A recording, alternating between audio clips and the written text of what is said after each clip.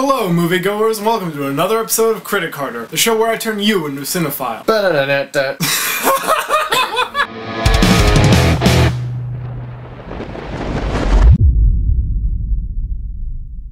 Tonight I saw Fright Night, and in doing so I broke two of my usual movie-going rules. One, I saw a remake. Two, I saw that remake in 3D. My problems with remakes in 3D I can get into some other time. For now, we're just going to talk about Fright Night. Directed by Gillespie, written by Marty Noxon, and starring Anton Yelchin, Colin Farrell, David Tennant, Christopher Mintz-Plasse, Imogen Poots, Toni, Collette, and Sandra Vergara.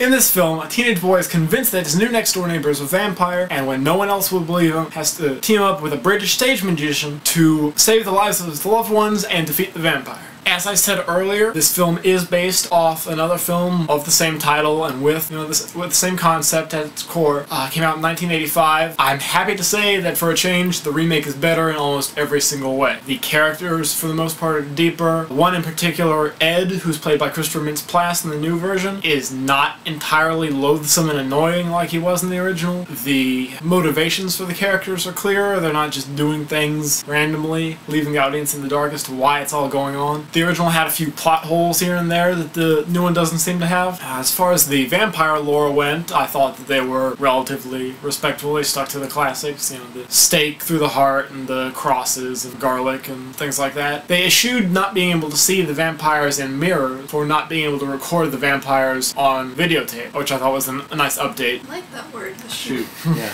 Had to throw it in. I'd say that what I like most about this movie, I hadn't seen the original 1985 version up until today, and I was able to watch them almost literally back to back. It was different enough to where I didn't feel like I already knew the ending going into seeing the new one. As I said, most of the characters are a lot deeper than they were the first time around. I thought Toni Collette as the mother could have been used a little bit better than she was. I felt bad for Christopher Mintz-Plasse, honestly, because people seem to have forgotten about his role in Kick-Ass last year, and are still thinking about him in terms of his character from Superbad back in 2007, which was 4 years ago by this point. Let's, move on with our lives, can we, people? Yeah? He's able to give this performance and be a very intimidating character, if you think about him in those terms. Where the film really excels, though, is two performances. Colin Farrell and David Tennant. Colin Farrell plays Jerry the Vampire. As anyone who's seen any of the trailers knows, no spoilers here. He's got a consistent American accent through the whole thing, which is, to me at least, the most important thing, because he's, off being Irish normally. So the fact that that didn't slip out like certain other actors,